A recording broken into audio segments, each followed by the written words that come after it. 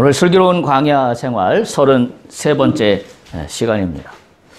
오늘은 잠시 민수기 강해를 멈추고 좀 특별한 메시지를 전하고자 합니다. 특별히 이 메시지는 오늘 어느 누구나 감당하기 힘든 그와 같은 현실 앞에 서 있을 때 어떻게 해야 될 것인가 라는 하나님의 말씀을 받을 수 있기를 바랍니다. 저도 그랬고 또 최근에 우리 임권사님도 그랬고 또 박찬희 집사님도 그렇고 제가 지난 일주일 동안에 여러 가지 생각을 아니 않을 수가 없었습니다. 네. 아마 여러분들도 비슷한 그런 느낌들을 다 받으셨을 텐데 이 자그마한 커뮤니티에 하나님 왜 성도가 많은 것도 아니고 고작해야 몇 명밖에 없는데 한 사람도 빠짐없이 하나님 왜 라는 생각을 제가 하지 않을 수가 없었습니다. 그래서 한편으로는 첫 번째 든 생각은 목사의 책임인가 보다. 목사가 부족해서 성도님들이 이렇게 고생하시는구나. 그 생각과 함께 하나님 어떻게 해야 될까요? 참 여러 가지로 묵상하며 기도하지 않을 수가 없었습니다. 하나님 왜 우리로 하여금 작은 강도 아니고 큰 강을 빠짐없이 건너게 하십니까? 이 생각이 저는 일주일 동안 저를 좀 붙잡은 생각 중에 하나입니다. 성도가 한 10,000여 명 정도 되면, 아니 한 1,000명만이라도 되면, 그 중에 자그마한 강을 건너가는 사람도 있고, 큰 강을 건너가는 사람도 있고, 아니면 아예 그냥 낙원 같은 길을 걸어가는 사람도 있고, 여러 가지가 있을 수 있지만, 도대체 이 몇 명 안 되는 이 커뮤니티에 하나님 왜 이렇게 큰 강을 건너게 하십니까? 라는 것이 참 지난 한 주간 동안 제가 한편으로는 힘들었습니다. 하나님 어찌해야 할까요? 라는 그런 생각을 갖지 않을 수가 없습니다. 그러면서 저에게 주신 말씀은 그겁니다. 큰 강을 건널 때는 냇물을 건널 때와는 다르다. 라는 생각을 그 다음에 주셨습니다. 큰 강을 건널 때는 냇물을 건널 때와는 수준과 차원이 다르다. 그러면서 제가 든 생각이 우리가 그러면 큰 강을 건너가는 그와 같은 일을 앞으로 눈앞에 두고 또한 우리가 발전해서 우리의 커뮤니티가 그와 같은 쪽으로 간다라고 한다면 지금 큰 강을 건너기 위해서 우리 모두를 증인으로 선택하고 계신 건 아닌가. 이런 생각도 어떤 한편으로 들면서 위로를 받지 않을 수가 없었습니다. 그래서 우리가 이 큰 강을 건널 때 우리가 세밀하게 준비해야 할 것들은 우리 각자가 준비해야 합니다. 왜냐하면 해야 될 일들이 있으니까요. 해야 될 일들도 안 하면서 큰 강을 건널 수는 없습니다. 그런데 저에게 주신 생각은 큰 강을 건널 때는 한 차원 더 높은 영역이 있다. 라는 걸 생각하지 않을 수가 없습니다. 그게 뭐냐면 하나님의 시간표입니다. 그래서 제가 오늘 말씀의 제목을 하나님의 시간표에 맡겨라. 라는 제목의 말씀으로 말씀을 삼았습니다. 더 큰 영역, 내가 큰 강을 건널 때 그 큰 강을 건너기가 얼마나 힘들겠어요. 그야말로 그냥 대충 이렇게 냇물을 건널 때는 양말 벗고 양말 벗으면 또 안 되죠. 신발은 신고 밑에 바지땀만 좀 올리면 큰 문제는 없습니다. 그런데 큰 강을 건널 때는 몸이 다 빠져야 해요. 어쩌면 몸이 빠져도 건널 수 없는 게 큰 강입니다.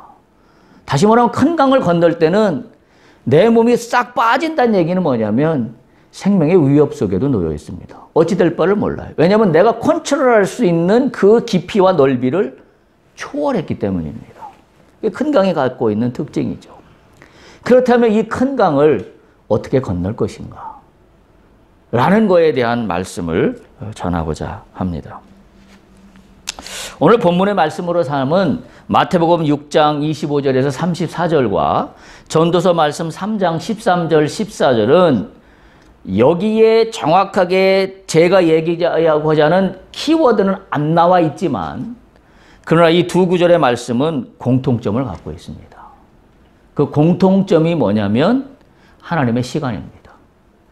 지금 이 두 말씀이 갖고 있는 공통점이에요. 여러분, 우리가 지금 읽은 마태복음 6장을 보면 우리가 쉽게 생각할 수 있는 단어는 염려라는 단어입니다. 왜냐하면 염려하지 말라고 계속 이야기하고 있으니까요.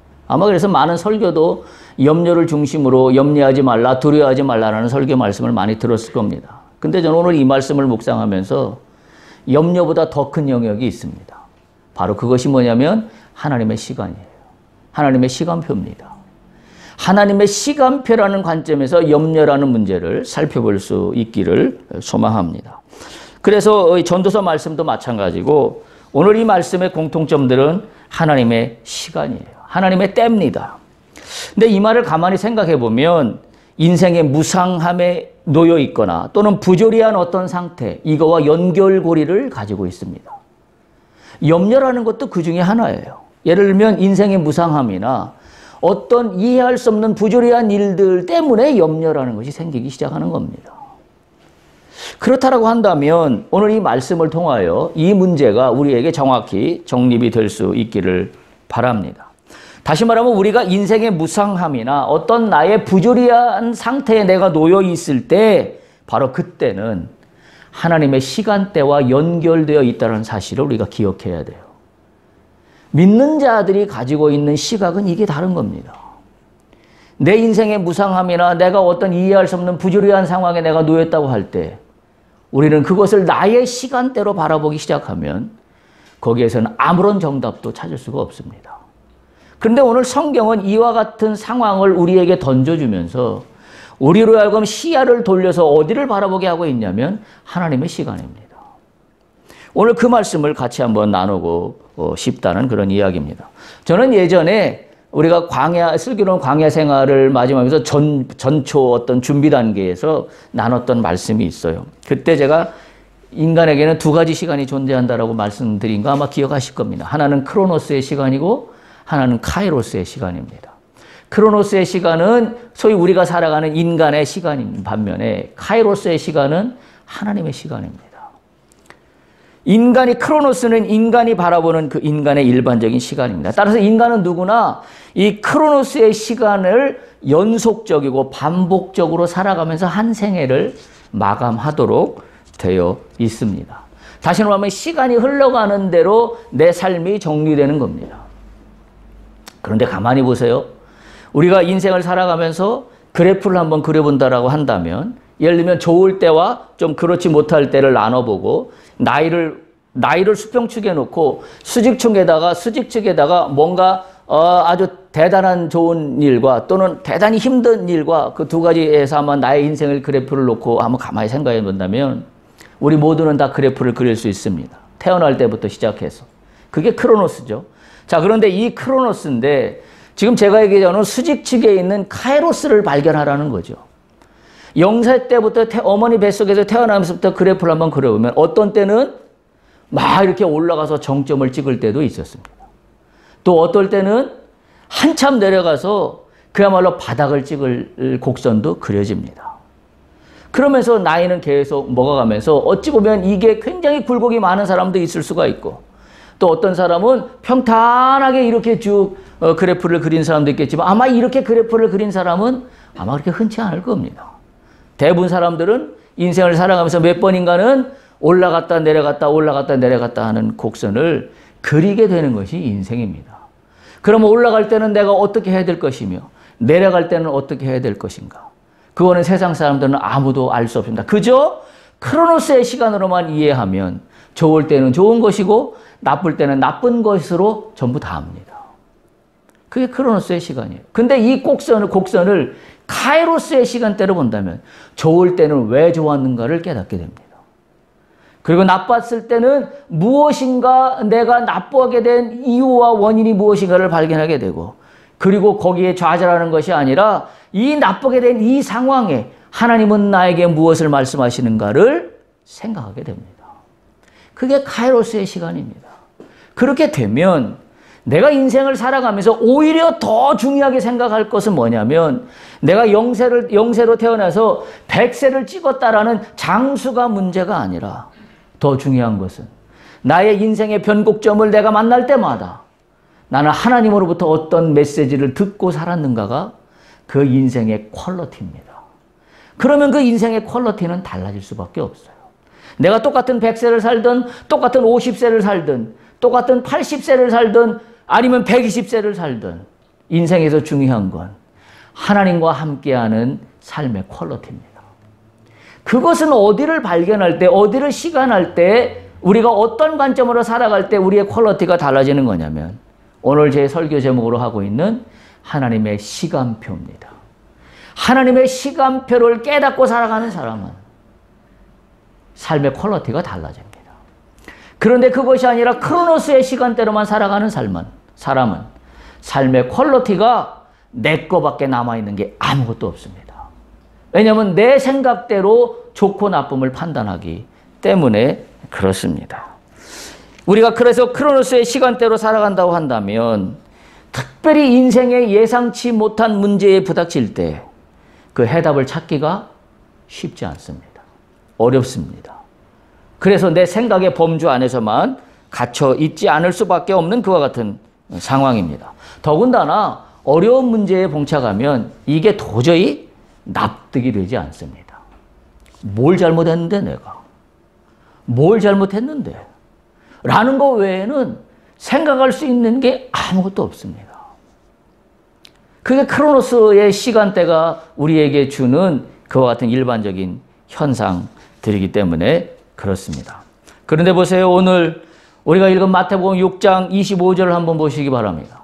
마태복음 6장 25절에 보면 우리의 이러한 생각을 완전히 뒤집어 놓습니다.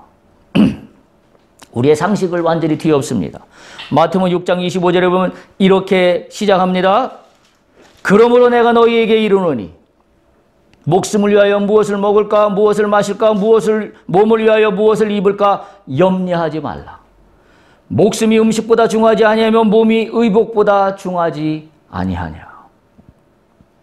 여러분 이해가 되십니까? 지금 내가 있는 처해진 상황이 바닥이에요.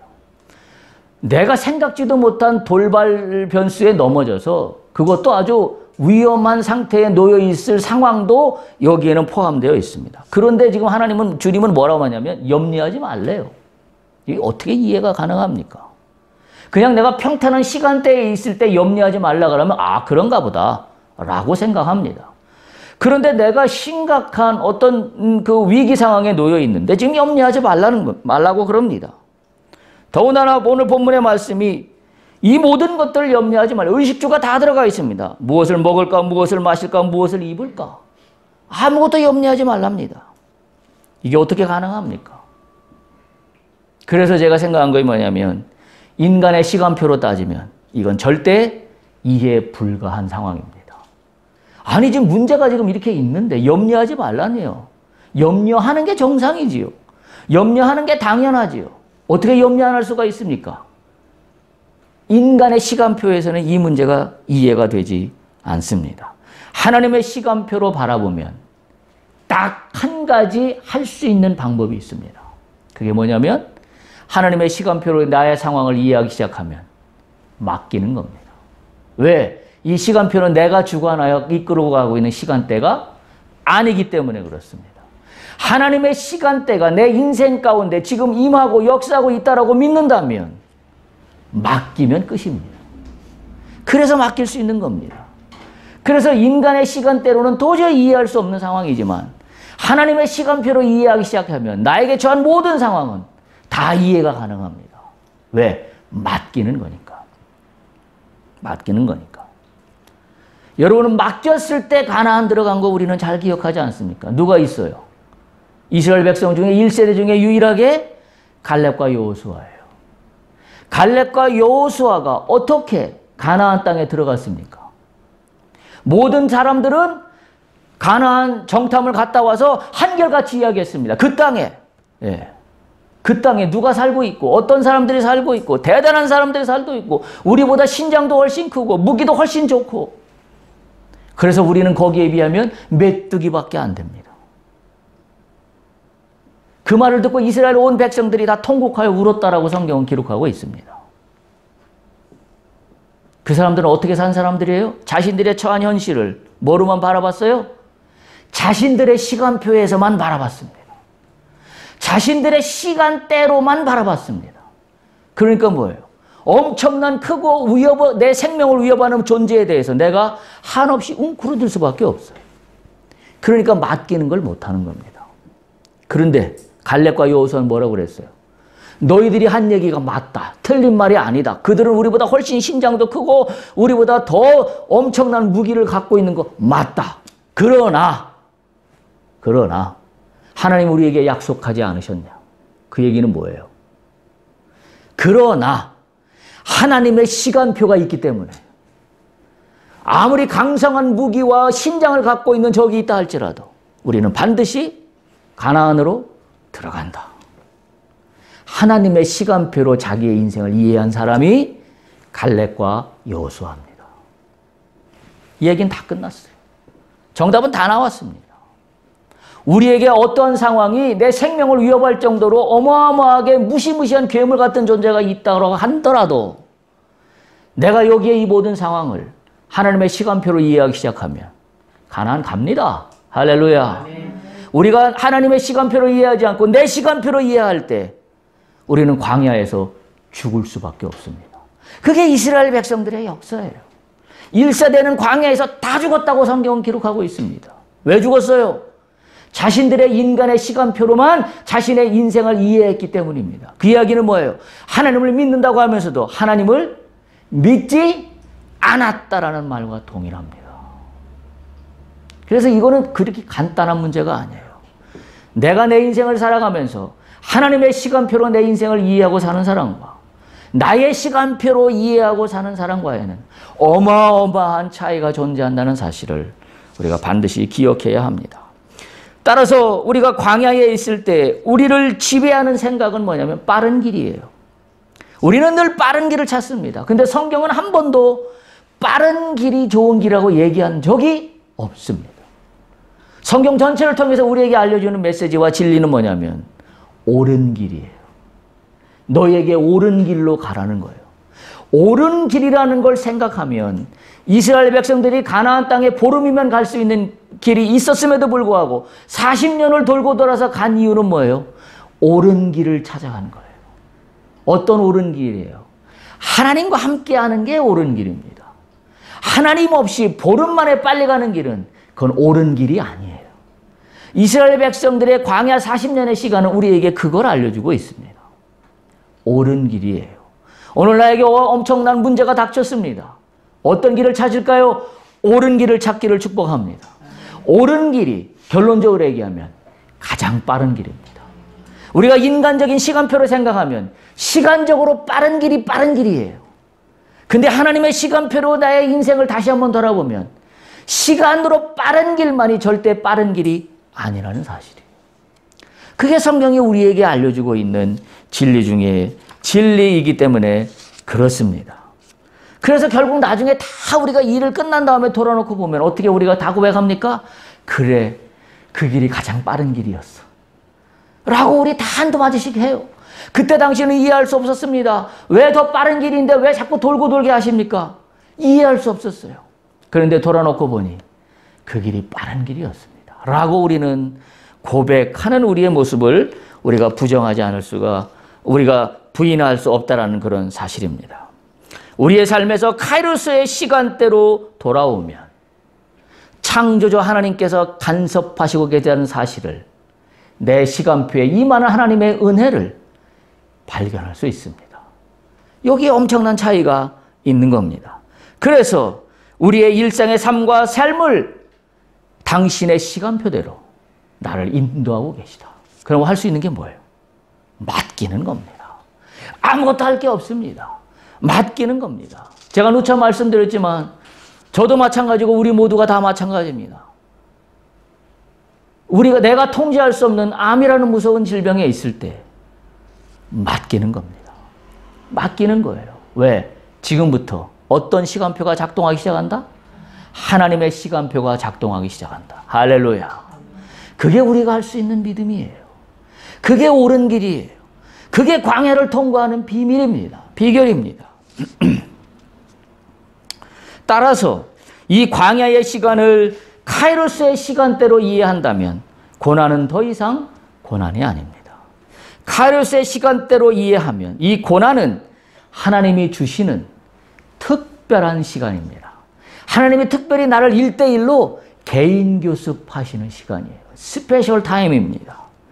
다시 말하면 따라서 이 광야의 시간을 이 특별한 개인 교습을 통하여 나에게 깨닫게 하시는 게 뭐냐면 지금부터 이 시간은 나의 통치 안에 있다. 내가 간섭하는 시간대 안에 있다. 아들아, 딸아. 이게 하나님의 음성인 것을 우리가 발견하게 됩니다. 따라서 하나님의 시간표대로 이 특별한 시간이 움직여진다는 사실을 우리는 영적인 눈을 들어서 발견할 수 있어야 합니다. 오늘 우리가 살펴본 마태복음 6장 말씀은 우리가 읽은 대로 한마디로 염려입니다. 염려라는 단어는 헬라어로 메림나라고 그렇게 기록되어 있습니다. 이 원뜻은 뭐냐면 이 염려라는 말의 헬라어 원뜻은 갈라진 마음이라는 뜻이에요.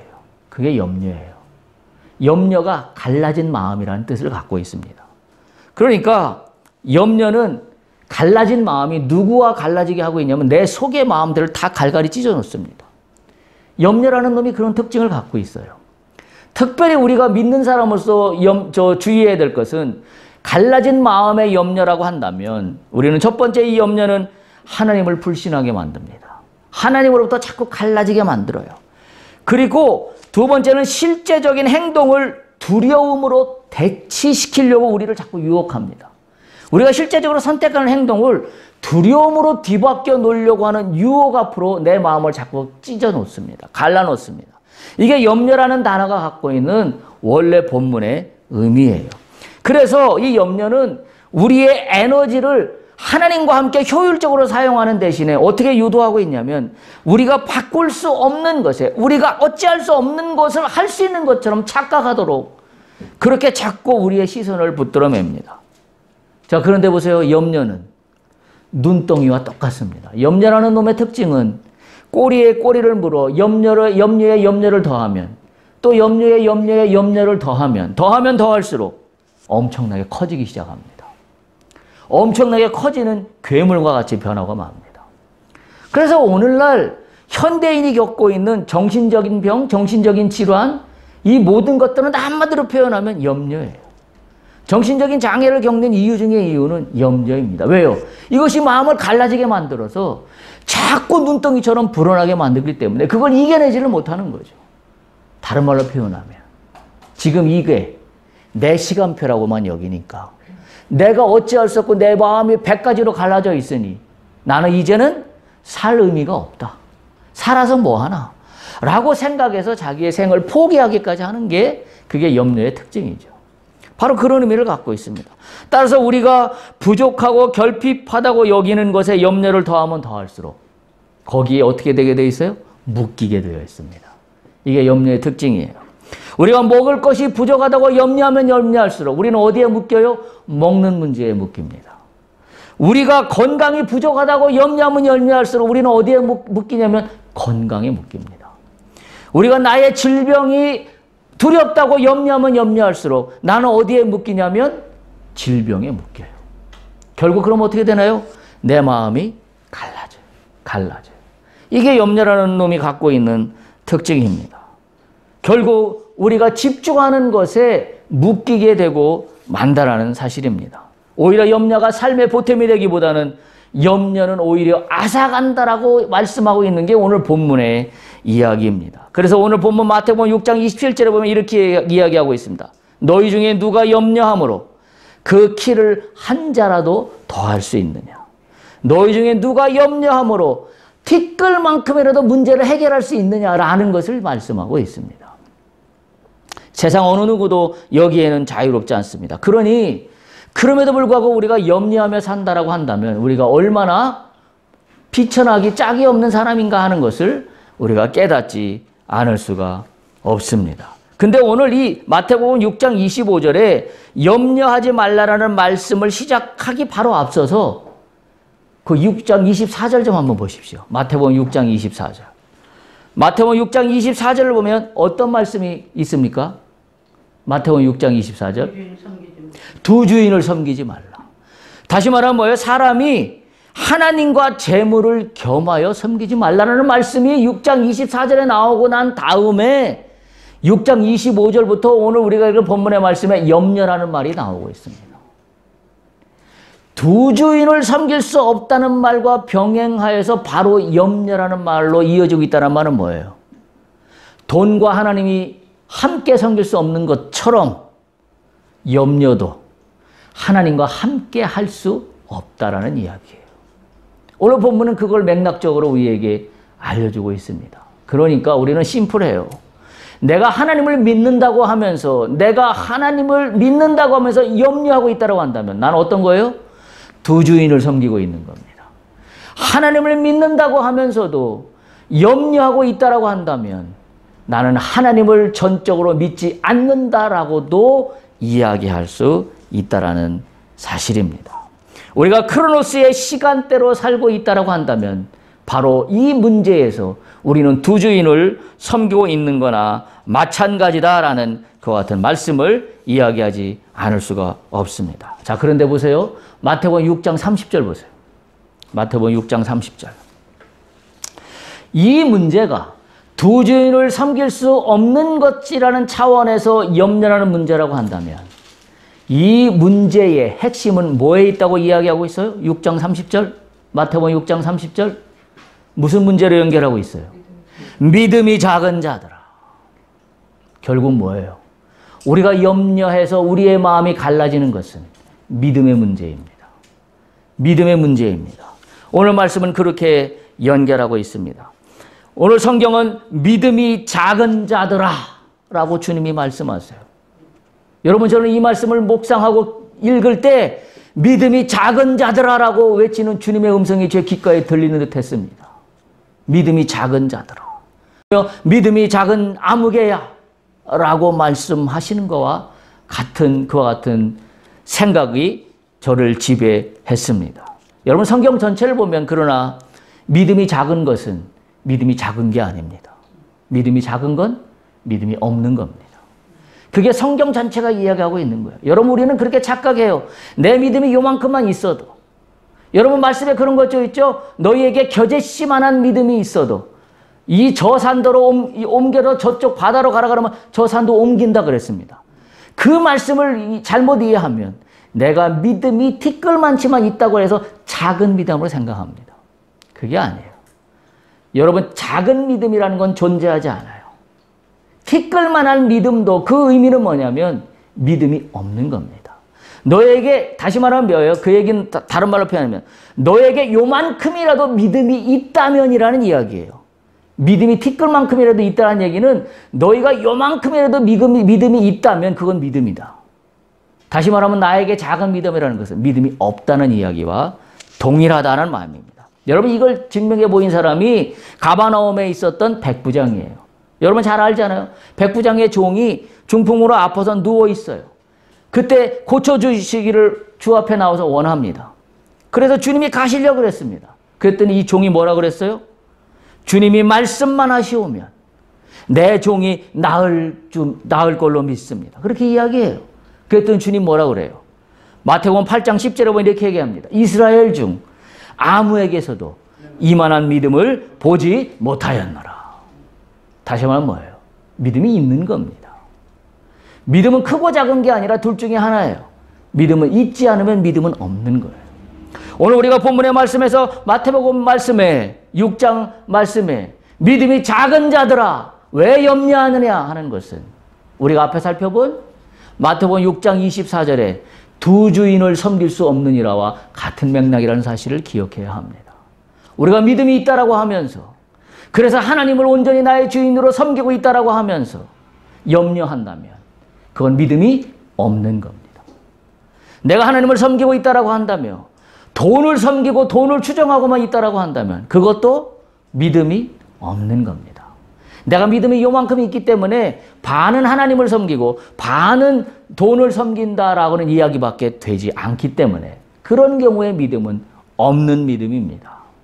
오늘 이 사실을 분명히 기억해야 합니다. 따라서 마태복음 6장에 보면 우리가 염려하지 말아야 될 이유를 7가지를 들고 있습니다. 볼까요? 첫 번째 마태복음 6장 25절에 보면 무엇을 마실까 무엇을 먹을까 무엇을 입을까 염려하지 말라라고 하고 있어요. 이 말 뜻은 뭐냐면 우리를 생명으로 창조하신 하나님께서 그분께서 세세한 부분들을 다 알고 계시고 우리가 맡길 수 있기 때문에라는 의미가 여기에 담겨 있는 겁니다.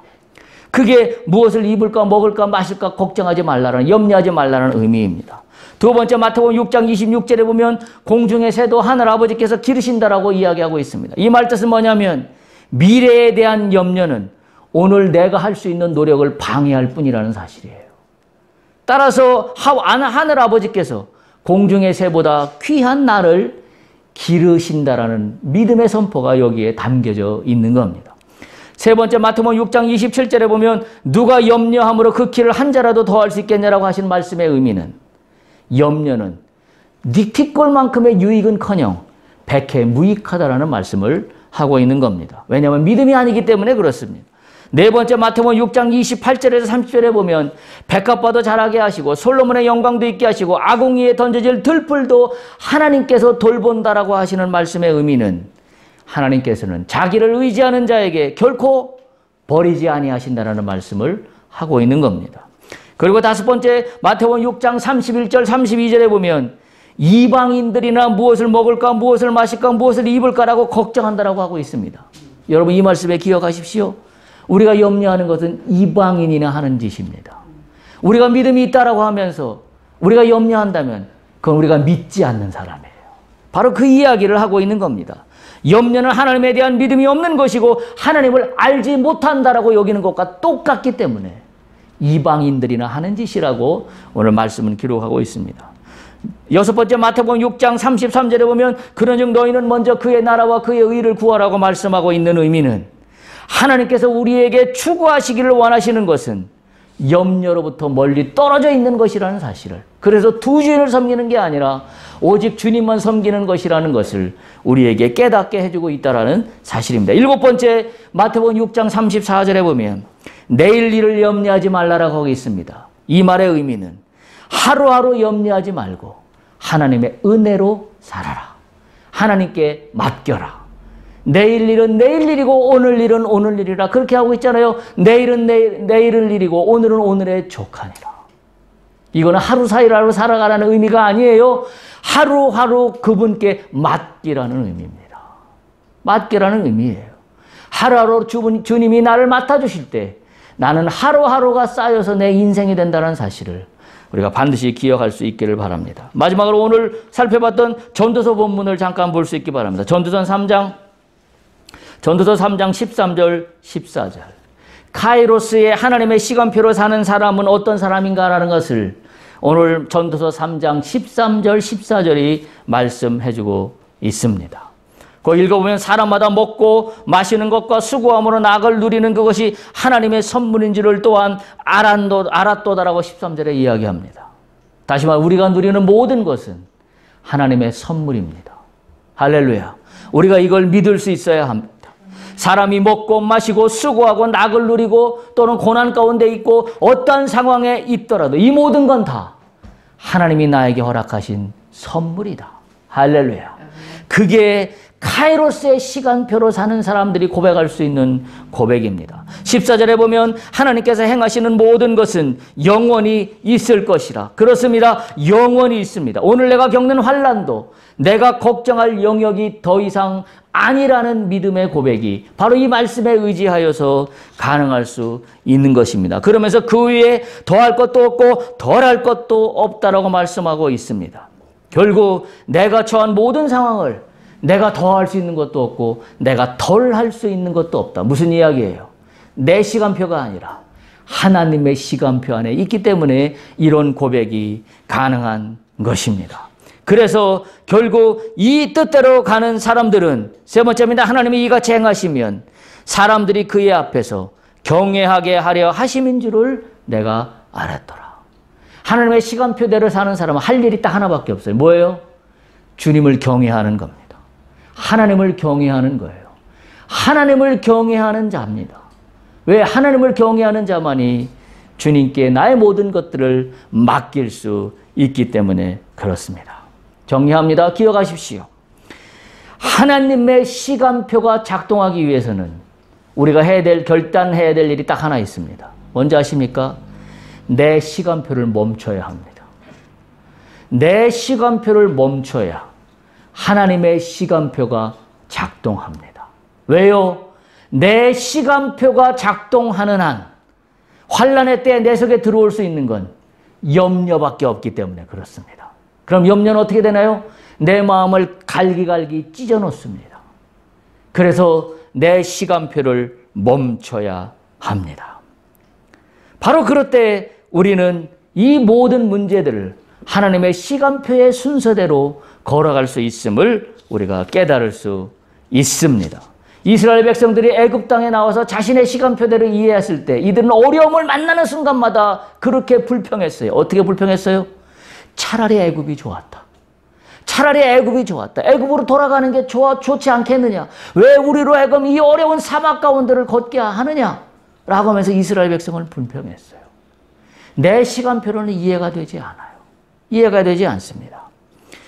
따라서 우리가 내 시간표대로 가는 한 우리는 애굽밖에 쳐다볼 데가 없고 거기에는 소망이 없습니다. 거기에는 가나안이 없습니다. 거기에는 절대로 소망이 없습니다. 왜? 내 시간표인 크로노스의 시간대로만 내 인생을 살아가기 때문에 그렇습니다. 오늘 본문의 말씀은 카이로스의 하나님의 시간표대로 살라고 우리에게 권면하고 있습니다. 염려는 이방인들이 한다라 그랬습니다. 내가 믿음의 사람이라면 나는 믿음의 사람이지 이방인이 아닙니다. 따라서 하나님의 시간표대로 살아갈 수 있기를 소망합니다. 우리 공동체에 어려운 순간들을 허락하시는 이유는 저는 오늘 말씀을 통하여 깨달을 수 있었습니다. 우리의 작은 이 공동체를 통하여 하나님께서는 카이로스의 하나님의 시간표대로 살아간 증인들을 세우시기를 원하는구나.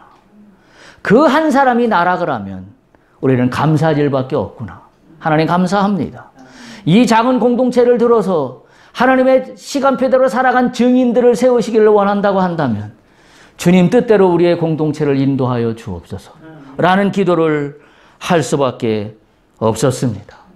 우리 공동체뿐만이 아니라 우리 모두가 하나님의 시간표대로 살아낸 증인들이 되시기를 주님의 이름으로 간절히 축복합니다. 할렐루야.